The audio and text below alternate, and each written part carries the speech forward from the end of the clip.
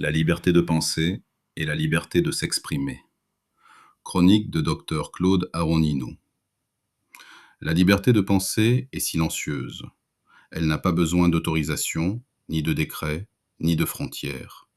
Elle naît dans l'intimité de la conscience humaine, dans cet espace intérieur que nul État, nul régime, nul appareil sécuritaire ne peut entièrement occuper. On peut emprisonner des corps, bâillonner des voix, exiler des femmes et des hommes, mais on n'emprisonne jamais totalement une pensée. Elle circule, se transmet, se transforme parfois dans le murmure, parfois dans la clandestinité, toujours dans l'attente de jours plus justes. La liberté de s'exprimer, elle, est plus vulnérable. Elle se déploie dans l'espace public, là où le pouvoir regarde, surveille, sanctionne.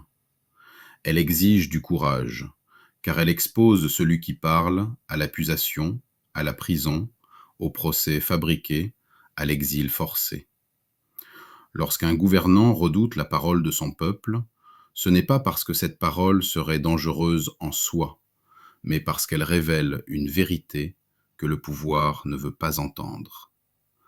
À vous qui gouvernez par la peur, qui confondez la critique avec la trahison, la dissidence avec le chaos, il faut le dire clairement, faire taire un peuple n'est jamais un signe de force. C'est l'aveu d'une fragilité profonde. L'incarcération des penseurs, des journalistes, des artistes, des opposants politiques ne protège pas la stabilité d'un État. Elle en accélère l'effritement moral. Les procès intentés contre les idées sont toujours des procès perdus d'avance dans l'histoire. La pensée libre ne menace pas une nation, elle la fortifie.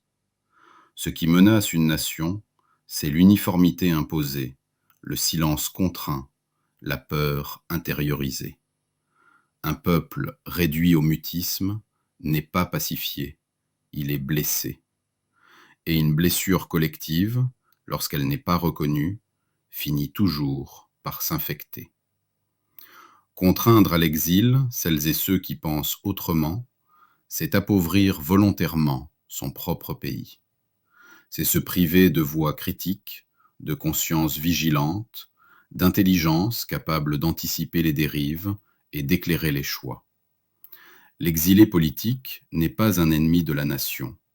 Il en est souvent la mémoire vivante et la mauvaise conscience. On invoque parfois l'ordre, la sécurité, l'unité nationale pour justifier la répression de la parole. Mais l'ordre bâti sur le silence n'est qu'une façade. La véritable unité ne se décrète pas, elle se construit par le dialogue, y compris et surtout lorsque ce dialogue est inconfortable. Une société qui interdit la contradiction interdit aussi le progrès. La liberté de penser sans liberté d'expression devient une prison intérieure. La liberté d'expression sans liberté de penser devient une répétition vide, une parole sans substance. Les deux sont indissociables, et les deux sont le socle de toute légitimité politique durable. Gouverner, ce n'est pas exiger l'adhésion muette, c'est accepter la contestation éclairée. L'histoire est implacable avec les pouvoirs qui ont cru pouvoir gouverner contre la parole de leur peuple. Les prisons se vident un jour, les exils prennent fin, les procès tombent dans l'oubli, mais les actes de censure, eux, demeurent inscrits dans la mémoire collective.